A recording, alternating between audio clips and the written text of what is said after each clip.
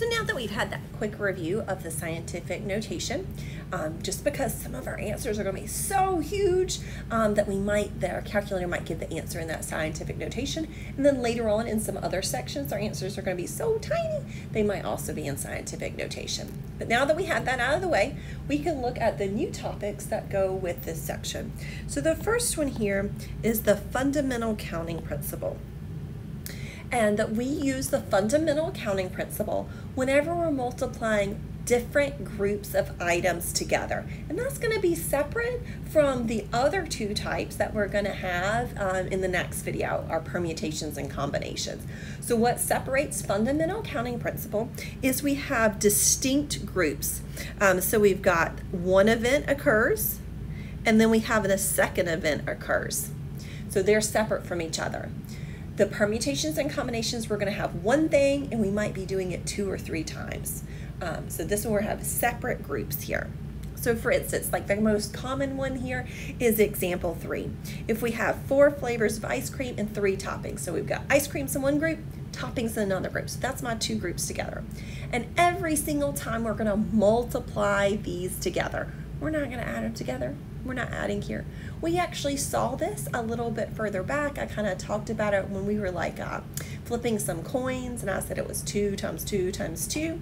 We were using the fundamental counting. I just didn't call it that because we hadn't got to it in our notes.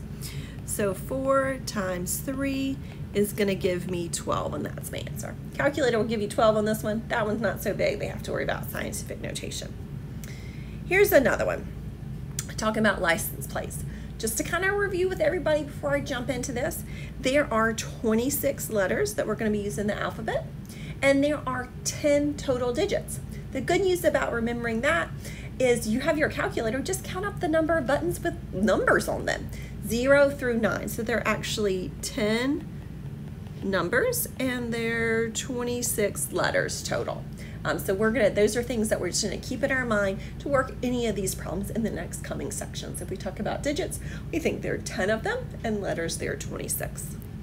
All right, so we wanna know how many different ways can we have, or how many different license plates we could have with 3 letters and then 3 digits. So we're gonna have 3 letters and then 3 digits.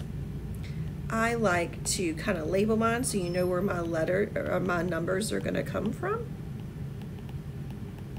Remember, we're going to be multiplying these together. So each time we pick a letter, there are 26 to choose from. And each time we pick a number, there are 10 to choose from.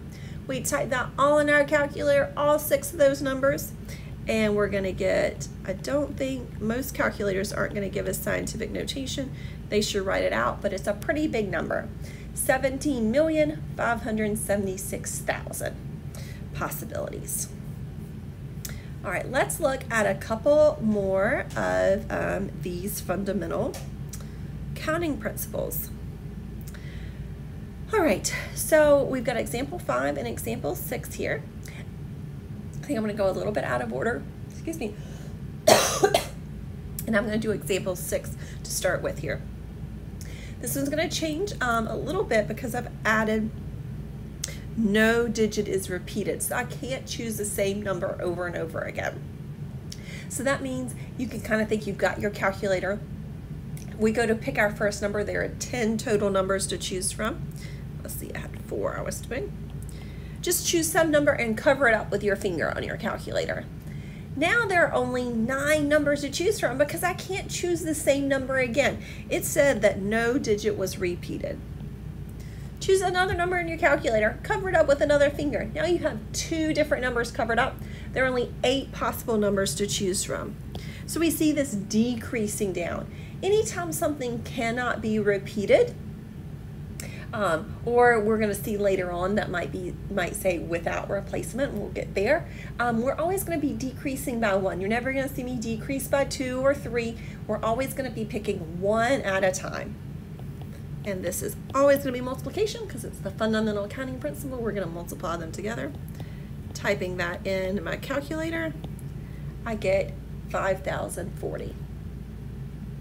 So that brings me back to example 5 up above. This one's making a password, very similar to that example I did up there with the example 4, where it's going to be 7 digits long, 7 characters long. We've got some that are letters and some that are digits.